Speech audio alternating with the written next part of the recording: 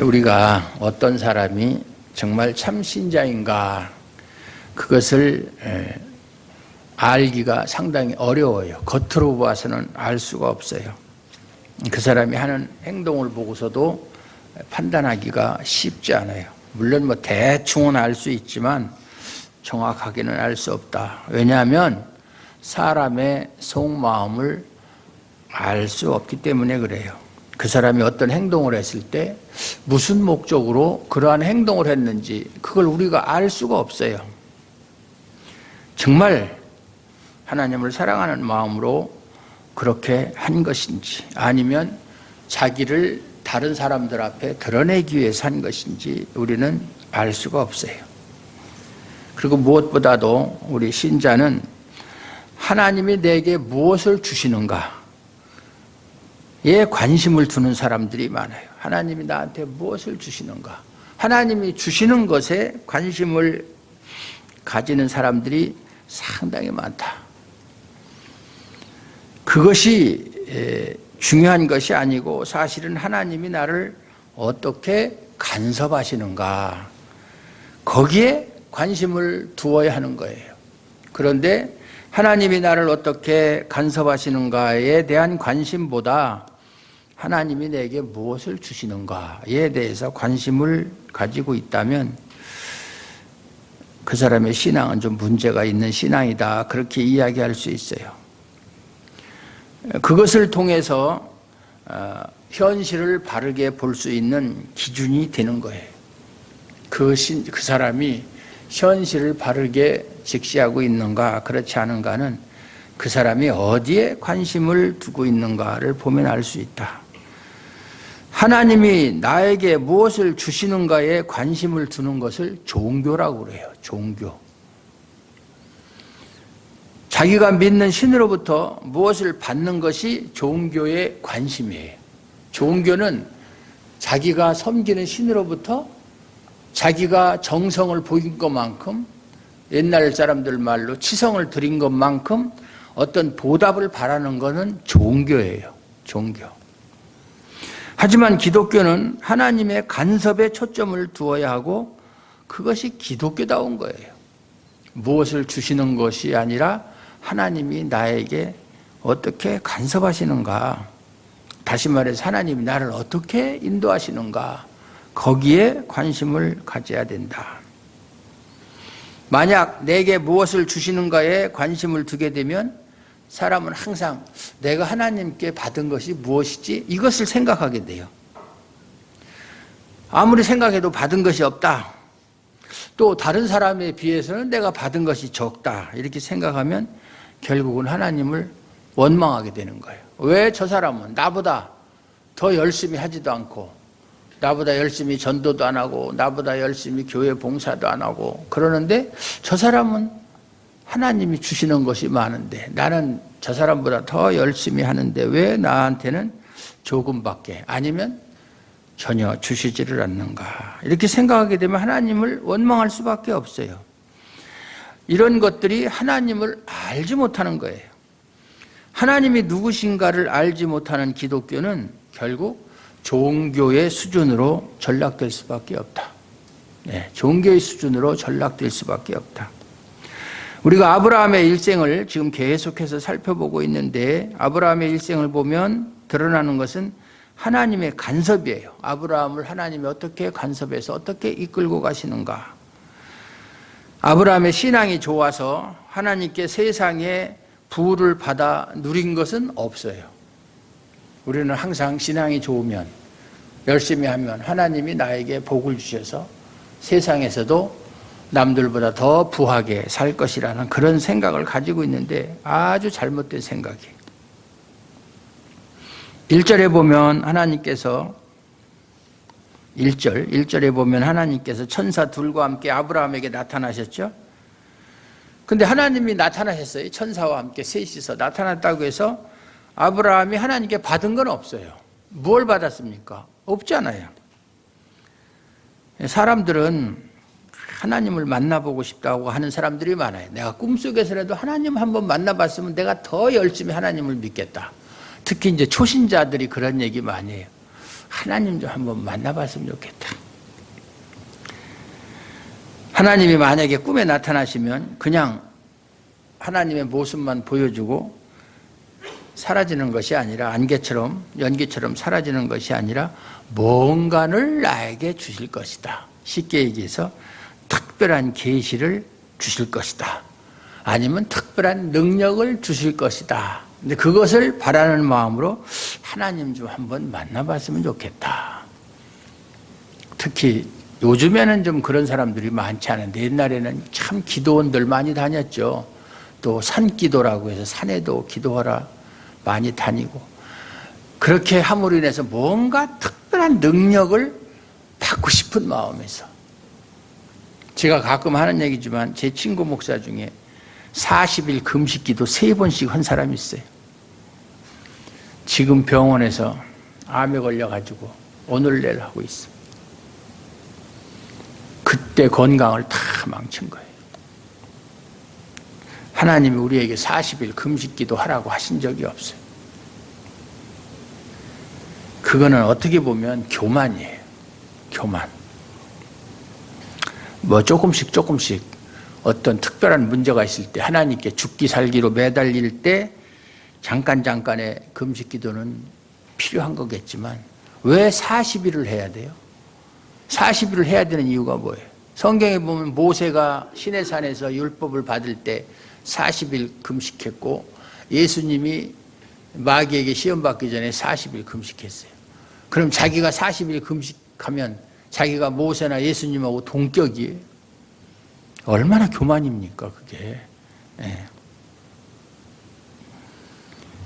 하지만 아브라함은 하나님을 만났지만 특별히 받은 게 없어요.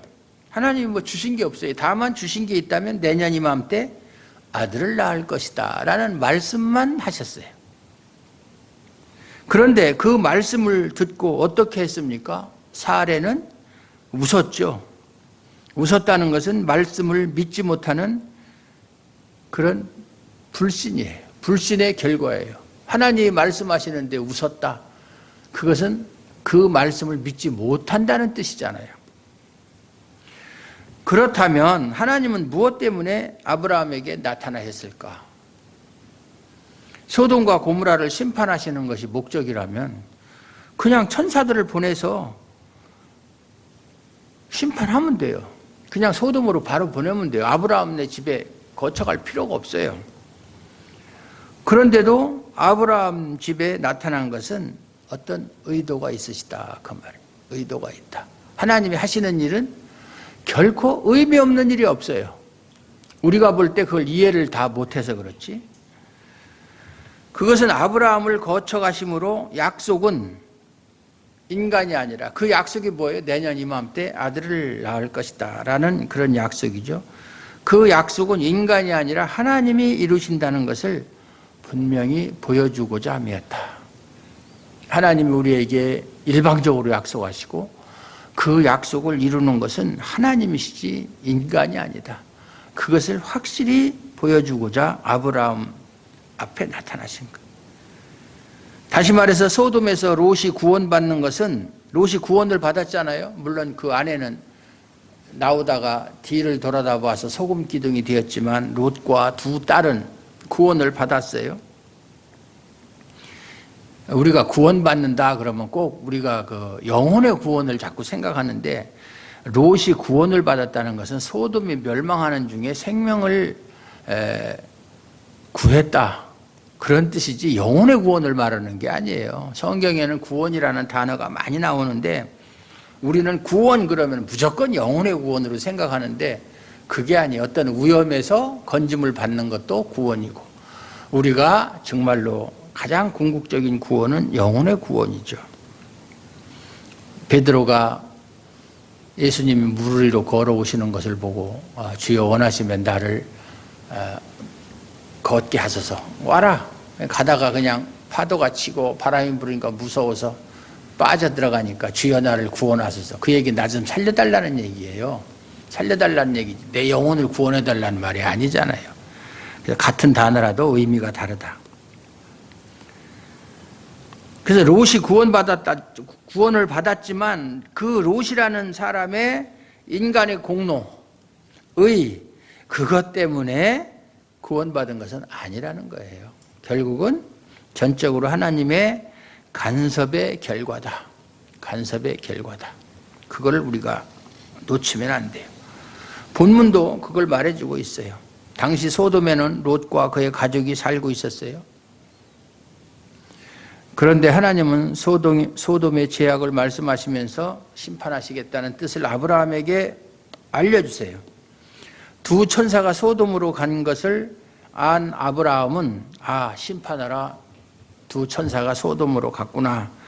그래서 하나님께 주께서 오늘 본문에 있는 말씀처럼 의인을 악인과 함께 멸하라 하시나이까 라고 이렇게 말하죠. 이것은 아브라함의 항변이라고 할 수 있어요. 오늘 설교 제목이 아브라함의 항변이에요. 따지는 거예요. 하나님께. 어떻게 의인을 악인과 함께 멸하시려 하십니까? 그건 부당한 일입니다. 그렇게 좀 따지는 거예요. 아브라함의 항변은 주께서 이같이 하사 의인을 악인과 함께 죽이시면 부당하오며 의인과 악인을 같이 하심도, 같이 대우하는 것도 부당하다. 세상을 심판하시는 이가 정의를 행하실 것이 아니니까 25절에 보면 그렇게 말하고 있어요. 거기에서 드러난 것처럼 의인을 악인과 함께 죽이는 것은 부당하다는 거예요. 부당하죠. 그렇죠? 우리도 그렇게 생각하잖아요. 어떻게 의인과 악인이 똑같은 대접을 받을 수가 있어요? 그렇지만 이렇게 말하는 것이 사실 하나님이 내게 무엇을 주시는가에 초점을 두었을 때 나오는 말이에요. 나오는 말이에요. 그것과 전혀 상관없는 말이 아니고 하나님이 내게 무엇을 주시는가에 관심을 가지고 있을 때 나올 수 있는 말이 이런 말이에요. 왜 하나님이 악인과 의인을 똑같이 대접합니까? 그건 부당합니다. 아브라함의 생각은 뭐예요? 의인은 악인과 함께 죽을 수 없다. 악인과 동일한 대접을 받는 것은 부당하다. 그런 생각이죠. 의인은 의인다운 대접을 받아야 하고 악인은 악인대로 또 처벌을 받아야 되는 거예요. 옛날 우리가 어려서부터 배운 게 권선직악이잖아요. 권선. 착한 일은 자꾸 권해서 사람으로 하여금 착하게 살게 하고, 그 다음에 악한 일을 한 사람은 징벌을 주어서 악이 수그러들도록. 그래서 명심보감에도 보면 착한 일을 한 사람은 하늘이 도와주고 악한 자는 하늘이 벌을 내린다. 그런 말이 있어요. 그 어려서부터 초등학교 때 도덕책에서부터 나오는 얘기잖아요. 그래서 사람은 착하게 살아야 된다. 특히 우리 한국 사람들은 그런 것이 상당히 강하죠. 아브라함의 생각이 맞아요. 의인은 의인다운 대접을 받아야 하고 악인은 악인대로 또 하나님께 벌을 받는 것이 마땅해요. 의인을 악인과 동일한 자로 대하는 것은 하나님의 정의가 아니다. 그렇게 생각할 수 있어요. 여러분도 만약에 의인과 악인이 두 사람이 있는데 벼락을 맞아서 둘 다 죽었다. 그러면은 하나님은 참 불공평하다. 이렇게 생각하실 거 아니에요. 의인은 살려두고 악인만 죽어야죠. 예? 마르틴 루터, 우리가 잘 아는 종교개혁을 한 마르틴 루터가 20살 때 여름에 비 오는 날 친구와 함께 길을 가다가 벼락을 맞았어요. 벼락을 맞았는데 친구는 죽고 자기만 살았어요. 둘이 가는데 벼락이 떨어졌는데 자기는 살고 친구는 죽었어요. 그게 참 기적이죠. 그래서 가다가 이제 여관에 가서 가만히 생각을 해본 거예요, 루터가. 어떻게 벼락이 떨어졌는데 나는 살고 친구는 죽었는가? 깊이 생각을 했어요. 이것은 하나님이 나를 살려주신 데는 어떤 목적이 있겠구나. 이렇게 해서 그때부터 루터가 하나님께 대해서 아주 완전히 믿고 의지하는 신앙이 생겼다. 그건 그의 자서전에서 그렇게 밝히고 있어요. 그래야 되는 거죠. 의인은 살아야 돼요. 벼락이 아니라 뭐가 떨어져도. 세월호가 침몰했어도 의인은 살고 악인만 죽어야 돼요. 그게 일반적인 생각이잖아요. 그런데 우리가 그 전에 먼저 생각해야 될 것은 의인이 과연 있느냐 그 말이에요. 의인이 과연 존재하느냐 그걸 먼저 생각해 봐야 돼요. 의인이 뭐예요? 의인이 있어요? 의인은 없나니 하나도 없다.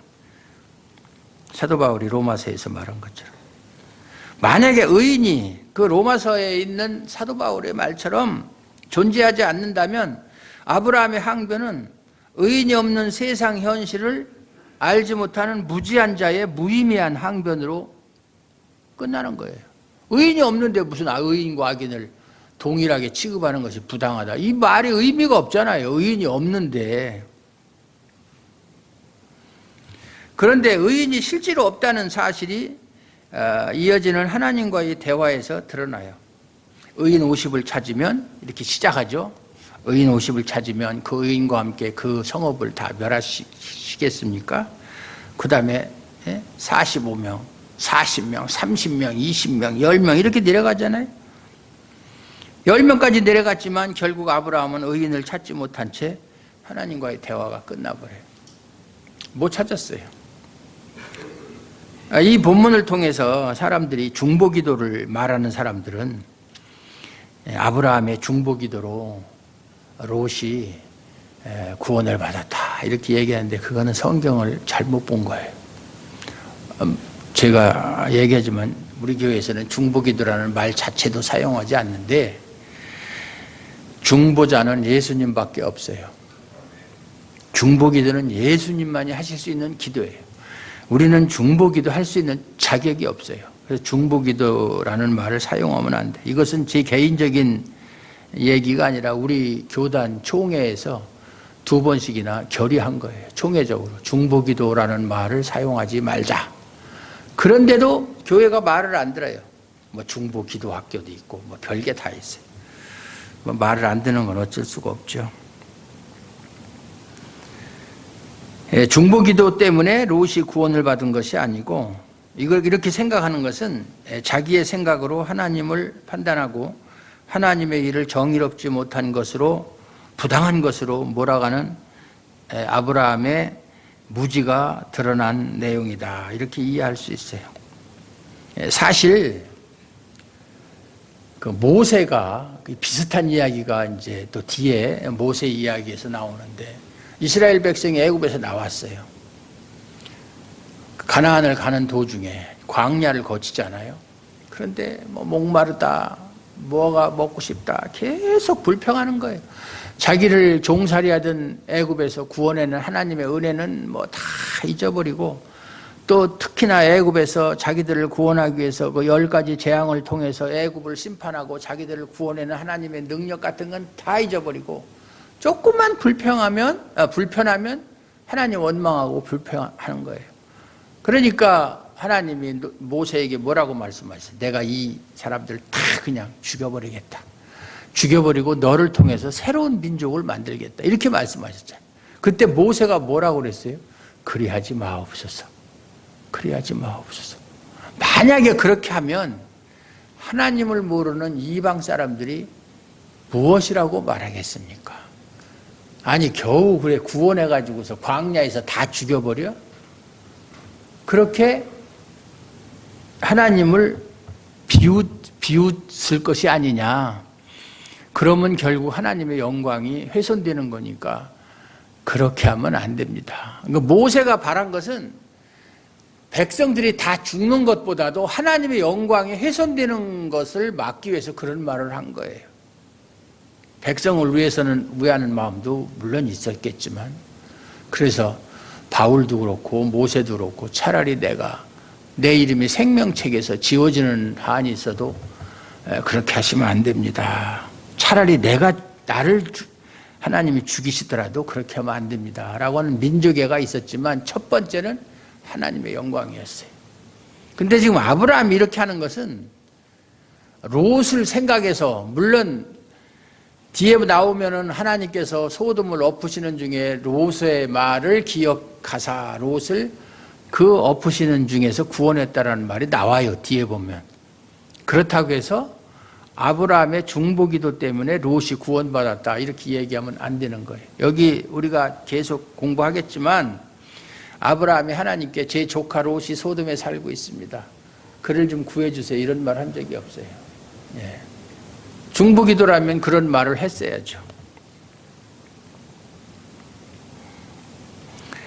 물론 아브라함이 소돔의 롯을 생각하고 그 의인에 대한 말을 했을 것으로 추정되기는 하지만 롯을 살려달라는 중보기도는 아니었다 이렇게 이야기할 수 있어요.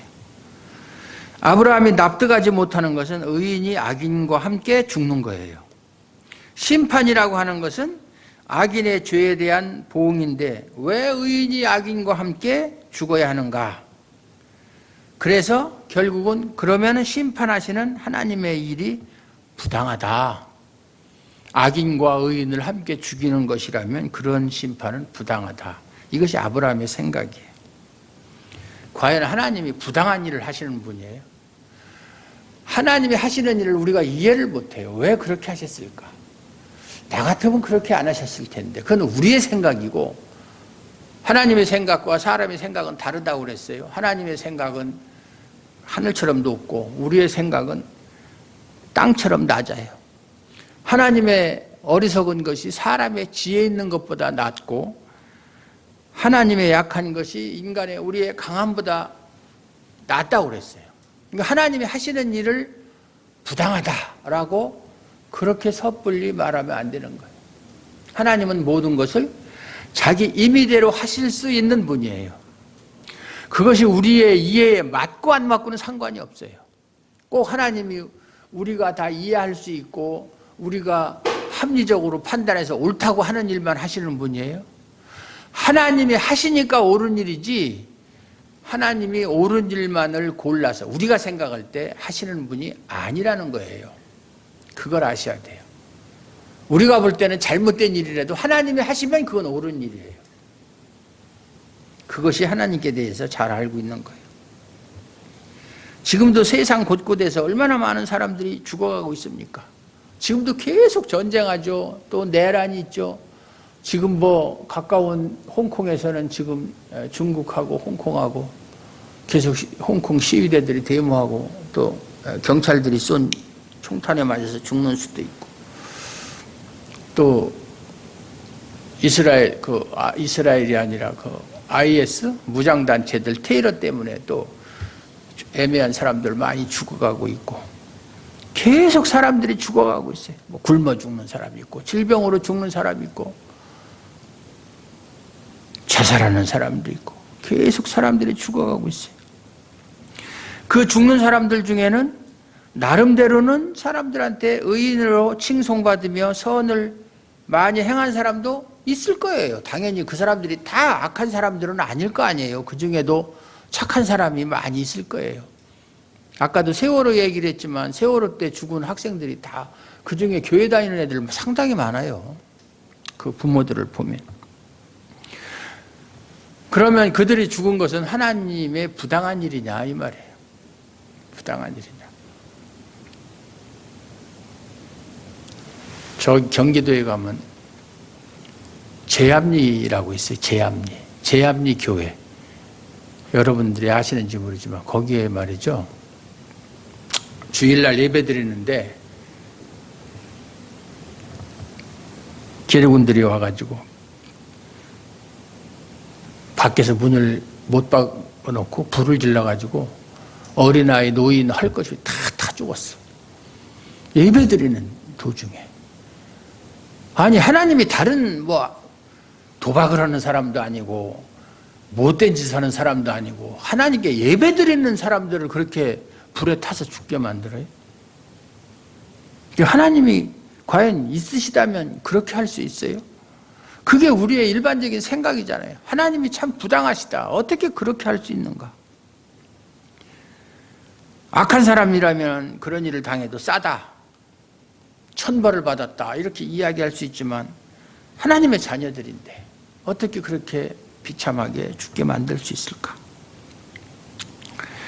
여기서 우리가 분명히 알아야 되는 것은 세상에 의인은 없다는 거예요. 아브라함 시대에도 없었고 현재도 없고 그리고 세상 끝날 때까지 예수님 오실 때까지 본래적인 의인은 없어요. 우리가 칭의라는 말을 배웠죠. 교리 공부 시간에 칭의, 하나님이 우리를 의롭다고 여겨주신다. 의롭다고 여겨주신다는 말이, 여겨주신다는 것은 사실 의인이 아닌데 의인으로 간주한다는 얘기지 의인이란 말은 아니에요. 의인으로 여겨주신다. 그것이 칭의예요.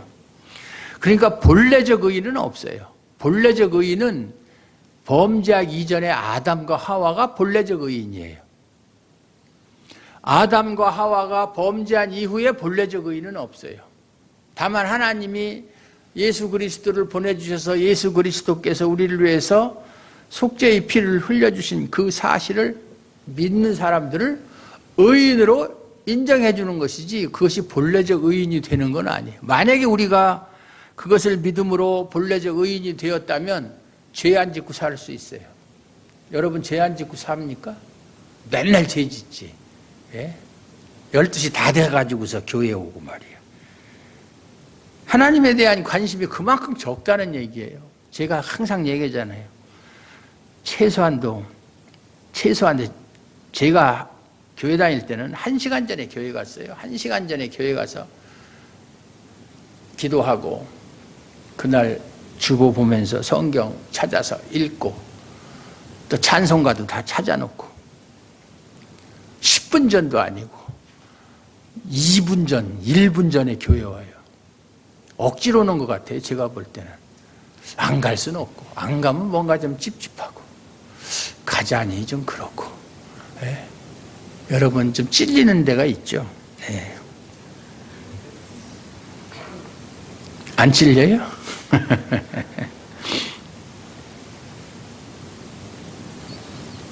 그럼에도 의인을 언급하는 것은 그럼에도 의인이라는 말을 아브라함이 꺼냈어요.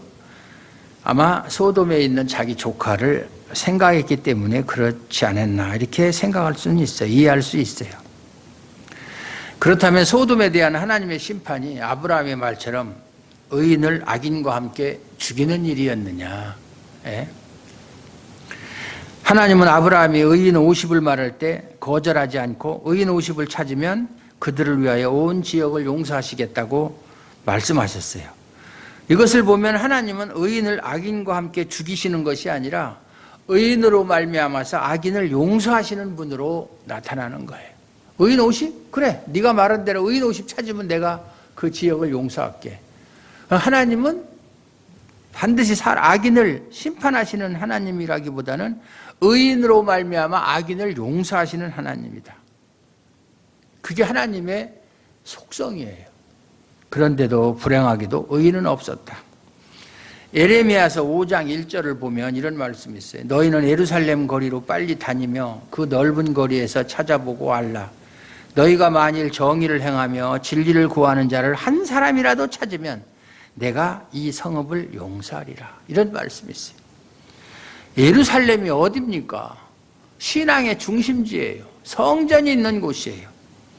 소돔하고는 달라요. 소돔은 그냥 하나님을 모르는 사람들로 가득 차 있는 그야말로 참 심판받아 마땅한 그러한 곳이지만 예루살렘은 하나님을 믿는 사람으로 채워져 있는 곳이에요.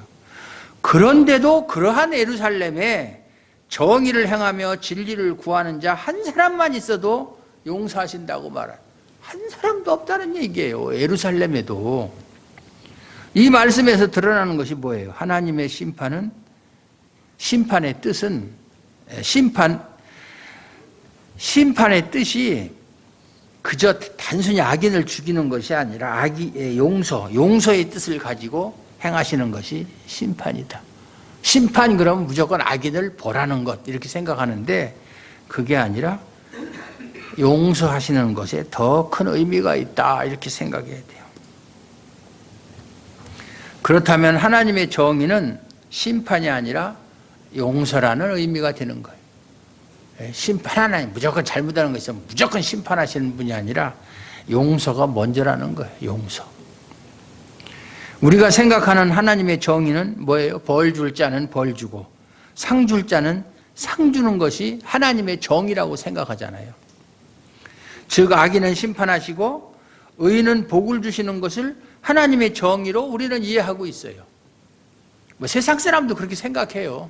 그 사람들이 하나님을 잘 모르지만 좌우지간 그 사람들도 하나님이 있다면 악인은 벌 주고 또 의인은 상 주는 그런 존재일 것이다, 이렇게 생각하고 있어요. 그래서 흔히 하는 얘기로 너 그렇게 악하게 살면 천당 못 간다, 이런 얘기 많이 하잖아요.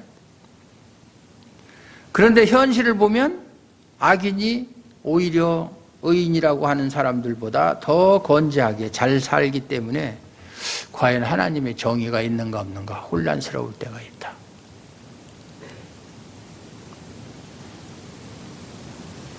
하박국 선지자도 그랬고 시편에 보면 아삽이라는 사람도 그랬고, 어떻게 해서 악인이 더 잘 삽니까?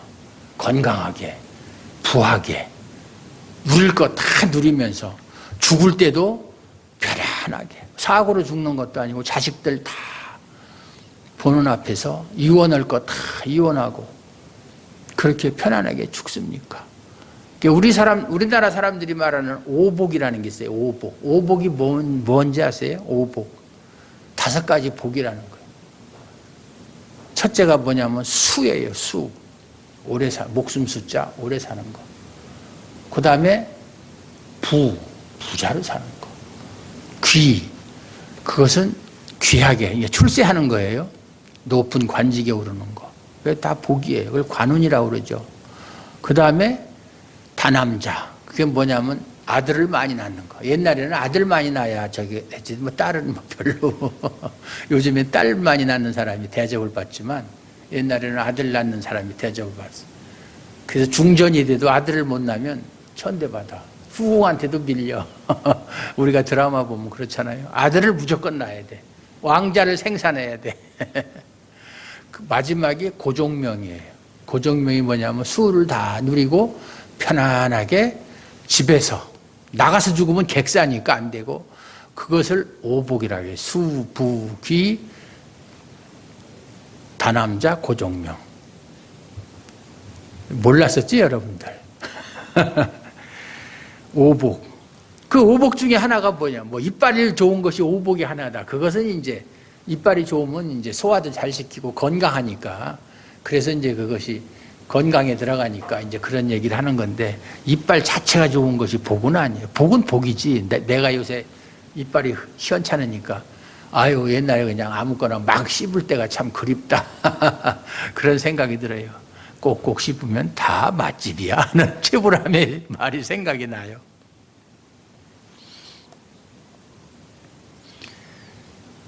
그런데 실제로는 보면 악한 사람들이 얼마나 잘 살아요. 떵떵거리면서 갑질하면서. 그런 거 많이 보잖아요. 오히려 착하게 사는 사람은 가난하게 살고 핍박받고 살고, 그런 걸 보면서 우리가 혼란을 느낄 때가 많다. 이것이 아브라함이 생각한 하나님의 정의고, 아브라함만 그런 게 우리도 그렇죠. 우리 생각도 똑같아요. 이것이 하나님이 행하시는 일에 대한 우리의 오해다, 그 말이에요. 아까도 얘기했지만 하박국 선지자도 그랬고 아삽도 그랬고 그렇게 생각했는데, 그래서 내가 하나님을 원망했는데 나중에 알고 보니까 그들은 나중에는 흔적도 없이 사라지더라. 흔적도 없이 사라지더라. 의인은 영원하지만 악인은 멸망하리라. 시편 1편에 있는 말씀처럼 악인의 종말은 비참한 거예요. 한때 반짝하고 잘 살면 뭐예요? 아무 의미가 없어요. 만일 악인을 벌주고 의인을 상주는 상선벌악이라고 그러죠. 상선벌악을 만약에 하나님이 제대로 시행하신다면 이 세상은 존재할 수가 없어요. 우리 다 죽어야 돼요. 하나님 앞에서 살 수 있는 사람이 없어요. 벌써 심판을 받고 끝장났어야 돼요. 그러나 앞에서 말한 대로 하나님의 정의는 심판이 아니라 뭐라고 그랬죠? 용서다, 그 말이에요. 따라서 하나님이 우리를 용서해 주시기 위해서 의인이신 예수님을 보내셔서, 진짜 의인이신 예수님 보내셔서 우리의 죄를 용서하신 것이 하나님의 정의가 되는 것이다, 그 말이에요. 하나님이 세상을 심판하시는 것은 왜 하나님이 세상을 심판하십니까? 죄를 많이 졌기 때문에? 그게 아니에요. 죄를 많이 졌기 때문에 세상을 심판하시는 것이 아니라 하나님의 용서를 모르기 때문에 심판하시는 거예요. 하나님의 용서를 모르기 때문에. 예수 그리스도를 통해서 우리 죄를 용서했는데 그걸 모르면 심판의 대상이 되는 거예요. 죄의 심각성을 모르기 때문에 하나님의 용서를 필요로 하지 않아요. 내가 무슨 그렇게 죽을 죄를 졌다고 하나님의 심판을 받겠어? 나 나름대로 열심히 신앙생활 했다고. 비록 예배 시간 다 돼서 교회는 갔을 망정 예배 참석했어. 헌금도 하고 뭐 교회 식사당번도 하고, 우리는 뭐 청소당번은 없으니까 청소당번은 안 했지만, 또 전도도 보니까 안 하는 것 같아요. 집에서 성경을 읽는지 안 읽는지 그건 제가 확인을 안 해봐서 모르는 거고, 뭐 기도는 뭐 하겠지. 자기가 필요한 게 있으니까 하나님 요것도 좀 주시고 저것도 좀 주시고 그런 기도는 하겠죠. 예. 그러니까 자기는 심판하고는 거리가 멀다, 이렇게 생각하는 사람들이, 여러분이 그렇다는 게 아니라 그런 사람들이 많아요. 제가 가끔가다 하는 얘기, 사도 바울이 한 얘기, 내가 전파한 후에 도리어 자기가 버림을 받을까 두려워합니다. 목사인 내가 성도들한테는 하나님 말씀을 잘 전하면서 행여나 내가 그 전한 말씀이 나한테 적용이 되어서 그렇게 전해놓고 나는 마지막에 마태복음 7장 21절에 있는 말씀처럼 내가 너희를 도무지 알지 못한다. 나 너 몰라. 불법을 행한 놈아 내게서 떠나라. 그런 말씀을 듣지는 않을까 항상 그런 생각을 해요. 예? 목사 됐다고 그래서 뭐 구원을 자동으로 받습니까? 그러면 얼마나 좋겠어요. 천만의 말씀이에요. 목사가 되고 장로가 되고 집사가 됐다고 해서 구원하고는 전혀 상관이 없어요. 제가 노회에 나가면 목사들 중에 그렇게 말하는 사람이 있어요. 그래도 우리가 목사가 된 건, 하나님이 우리를 목사로 만든 것은 목사가 됐으니까 당연히 구원 받은 거 아니야. 착각하지 마십시오. 그것과 구원은 별개입니다. 예? 그런 생각을 갖고 있으니까 갑질하는 거예요. 교회에서 지가 무슨 높은 사람이나, 목사가 높은 사람이 아니잖아요. 예? 교회를 섬기도록 하기 위해서 하나님이 목사를 만드는 거예요. 제가 여러분들한테 대접받는 거 있습니까? 속으로. 왜 없어? 예? 지지난주 생일날 케이크도 사다 줬잖아. 생일 케이크도. 그리고 맛있는 거 많이, 맛있는 거 다 니들이 먹었지 내가 먹었냐. 난 요만큼밖에 안, 요새 탄수화물 안 먹어. 요새 요만큼밖에 안 먹어. 하루에 100칼로리 이상 안 먹어. 살 빼느라고. 다 여러분들이 맛있게 드셨잖아요. 저는 뭐 노예를 가든 어딜 가든 사람들이 나를 알아주고 그러는 게 그렇게 싫어요. 그냥 자꾸 낮아지고 싶어요. 그게 뭐 남한테 대접받으면 뭐할, 이따가 오후에 설교할 것이 그 내용이지만 겉모습만 그럴듯하게 남들한테 인정받으면 뭐 할 거예요. 하나님의 나를 어떻게 보시는가, 그게 중요한 것이지 사람들한테 인정받으면 뭐 할 거예요. 아무 소용이 없어요. 그런 생각을 가진 목사들이 있어요. 우리 이제 그룹이 있는데 다들 그 사람들은 저와 똑같은 생각을 가지고 있어요. 그런 사람들은 정말 교회가 아무리 어려워도 절대로 딴 생각하지 않고 그냥 오로지 말씀만을 전하는 사람들이에요. 그런 사람들이 있기에 아직도 한국 교회가 이렇게 유지되는 거예요. 뭐 큰 교회 때문에 유지되는 게 아니에요. 세상의 모든 부를 누린다고 해도 하나님의 용서를 모른다면 그는 심판을 받게 되는 거예요. 하지만 가장 비참한 삶을 산다고 해도, 모든 것이 내 뜻대로 안 되고 참 힘들게 산다고 해도 용서를 알면 그 사람이 구원받은 사람이에요. 이것을 보여준 것이 누가복음에 나오는 부자와 나사로 이야기예요. 따라서 믿음의 가치는 하나님께 세상의 것을 받는 것이 아니라 하나님의 용서를 아는 것이고, 용서의 은혜를 알게 하기 위해서 하나님은 우리를 다스리는 거예요. 간섭하시는 거예요. 하나님이 우리를 얼마나 사랑하시고 얼마나 용서하시는가, 그걸 알기 위해서 때로는 어려운 길도 가게 하시고, 때로는 정말로 실패도 하게 하시고, 고난도 주시고.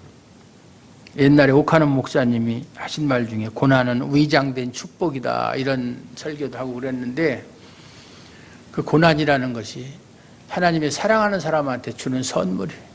그걸 통해서 하나님을 더 알게 하시고 하나님의 용서를 알게 하시는 것이기 때문에 그러는 거예요. 세상을 심판하시는 것에 대해서 우리는 항변할 수가 없어요. 왜 심판하십니까? 왜 그렇게 심판하십니까? 그렇게 따질 수가 없어요. 우리 자신을 심판하신다고 해도 따질 수가, 할 말이 없어요. 내가 너를 심판한다. 마지막 날 예수님 이 땅에 다시 오셔서, 야 양 목사, 너 구원에서 제외시킬 거야 하면 할 말 없어요. 그러면 왜 내가 구원을 못 받습니까? 내가 얼마나 열심히, 그거 아무 소용없어요. 한 번 말씀하시면 그만이에요. 항변할 수 없어요. 하지만 하나님은 우리가 용서의 눈을 뜨도록 간섭하십니다. 하나님의 용서의 눈을 뜨게 된 그것이 최고의 하나님이 우리에게 주시는 은총인 줄로 믿으시기 바랍니다.